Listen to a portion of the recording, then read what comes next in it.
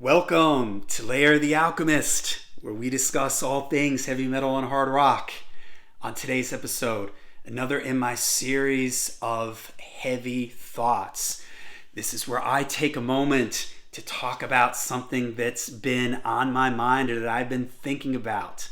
So, the topic for today that I wanted to talk about is live albums, and do live albums matter anymore? All right, so what got me thinking about this was I just recently made a video on the Who album Live at Leeds. And I was thinking, as I mentioned in that video, that is a really classic example of a late 60s, early 70s live record. The band set up, they threw up some microphones, and they just went for it. There's crackling amps, there's times where Roger Daltrey sounds like he's backing off or getting closer to the mic.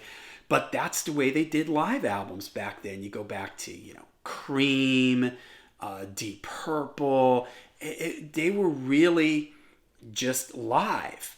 And it got me thinking, the other thing that got me thinking was, back then, live albums were a really big deal. When a band put out a live album, it was really something special. Like, here an example of Who Live at Leeds. They play some cover songs. You think about Kiss Alive 1. I mean, that totally, launched, set Kiss off into another stratosphere with their career.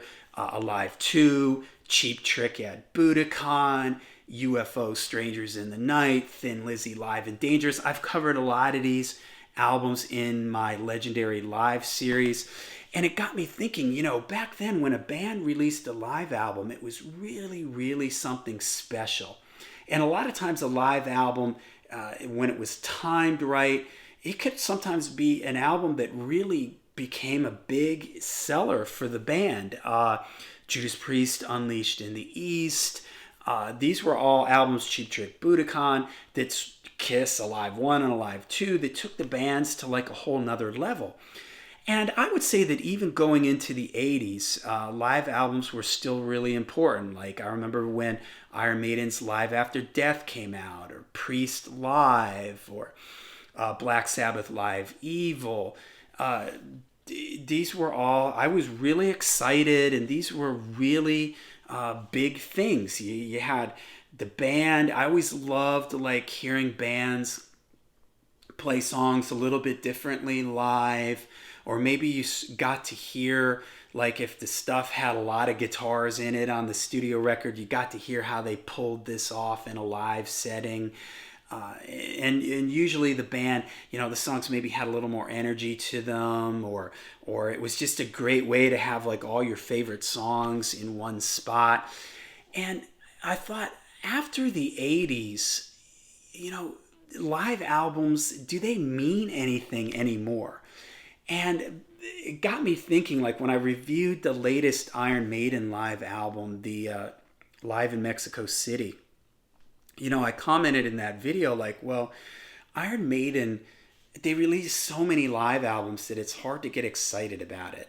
And I thought, this is kind of true for a lot of bands now, that when they release a live record, live albums now, and I don't know if this is because of streaming and downloading and that physical album sales aren't what they used to be.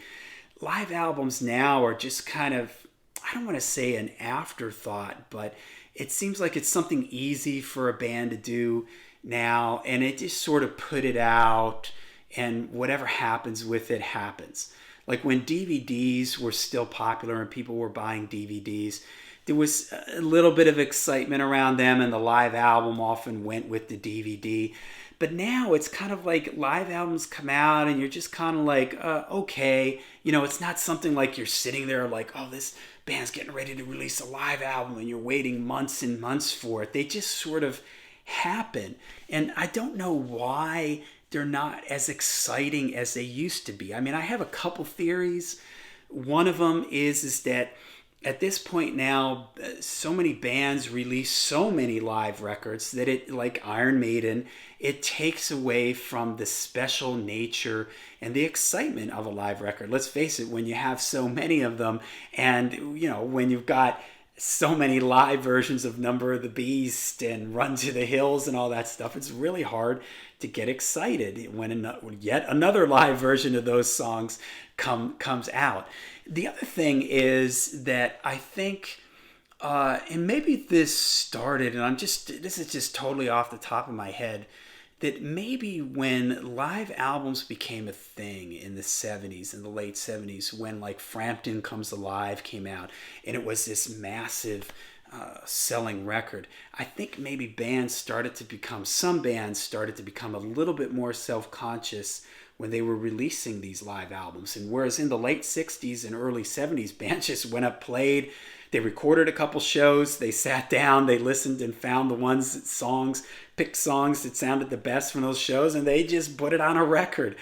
But then it seemed like in the late 70s and maybe going into the 80s, people started overdubbing, and they started listening to them and they took out the live element of some of these albums.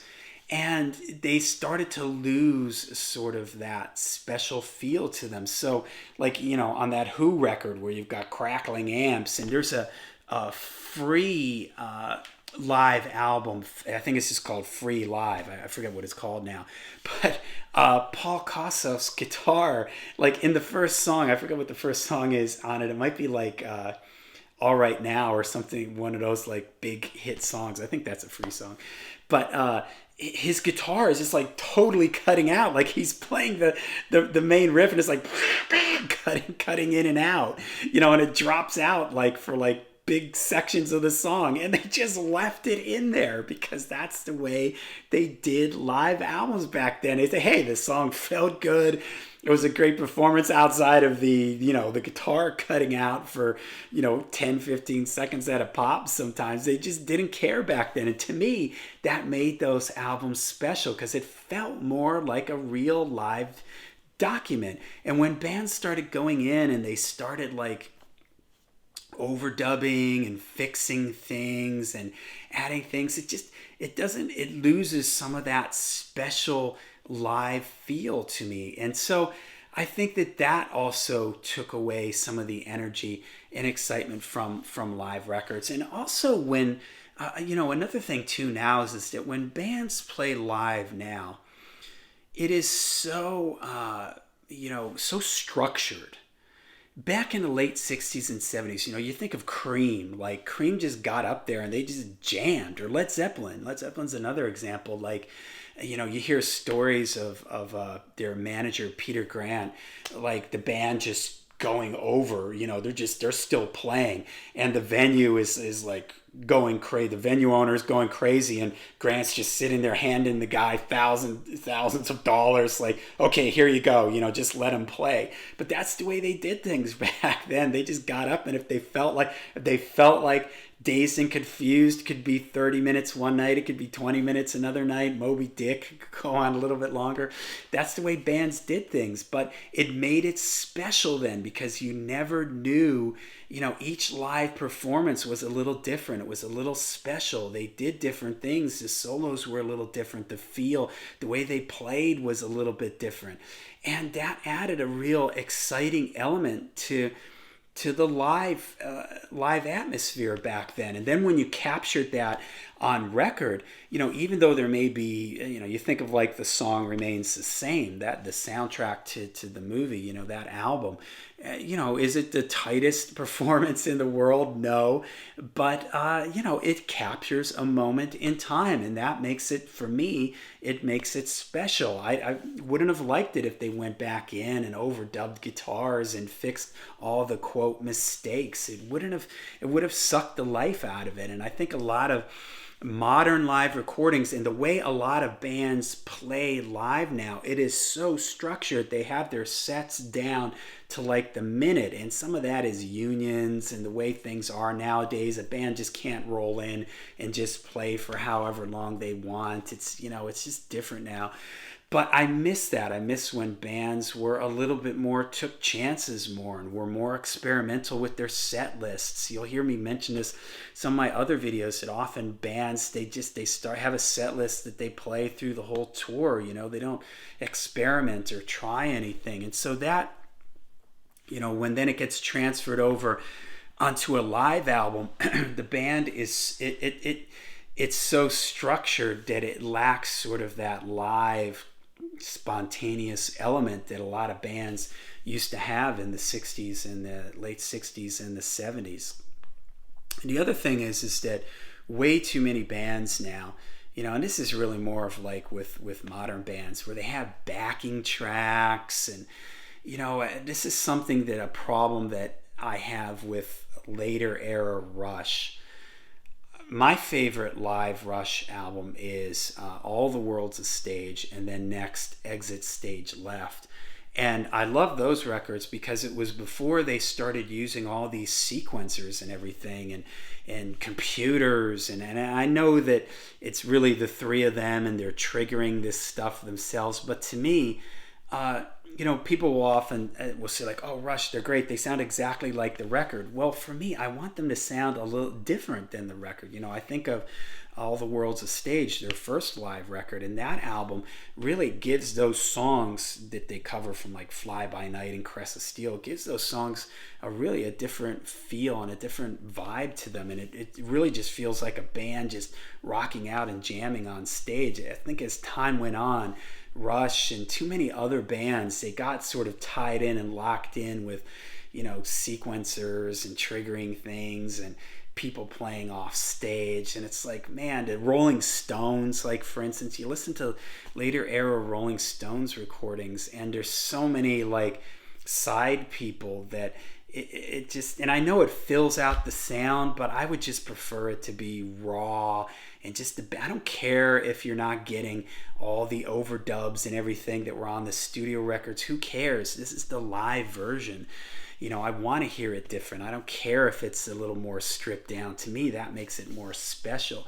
So I think that when bands, the live performances are so slick, so polished, and they have everything so squeaky clean and worked out, that it sort of spills over onto the live records, where the live records don't feel as special because they're too precise or something. I don't know how else to describe it. It sounds, and maybe the recording technology too plays a part in this with newer live records, where they sound so squeaky clean. You're not hearing like, they just don't sound live. To summarize it, they sound like everything is recorded with a computer and it's direct, and everything is, you're not getting that live ambience. I did a video on Humble Pie rocking the Fillmore, and man, that sounds like you're sitting in the middle of the audience. You can hear people's hands clapping and feet stomping on the floor. It's like you really feel the acoustics of the room.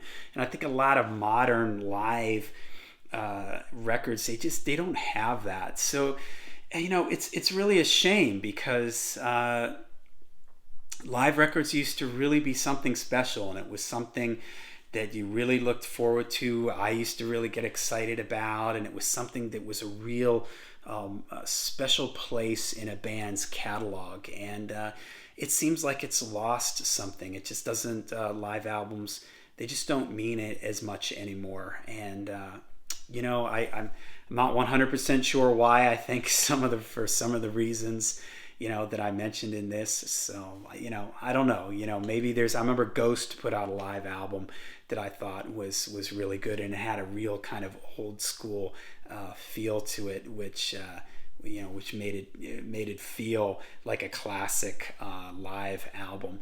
And there's still bands that will go back and put out some old recording from something that they did in the 70s, and that that's cool and that's exciting and everything. But when a band puts out a live album from their most recent tour, I don't know why it just doesn't have the same impact that it did in the 70s and in the 80s. So all right, so there you go. There's my heavy thoughts. Live albums, do they still have the impact?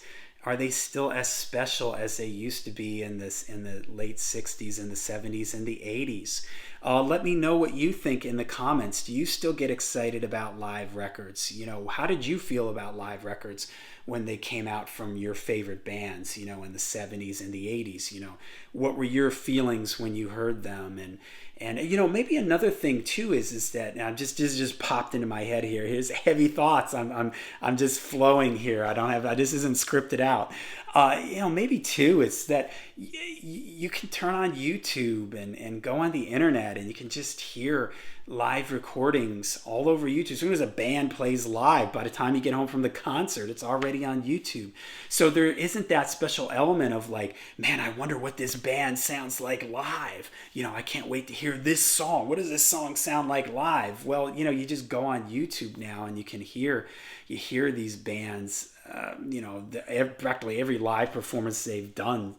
And maybe that has sucked some of the life out. So when a live album comes out, it's kind of like it just you've already heard the band. Even if you couldn't see that band live on that tour, you certainly, if you're a fan of that band, you've looked them up on YouTube and you saw them on YouTube. So maybe that takes away from it too.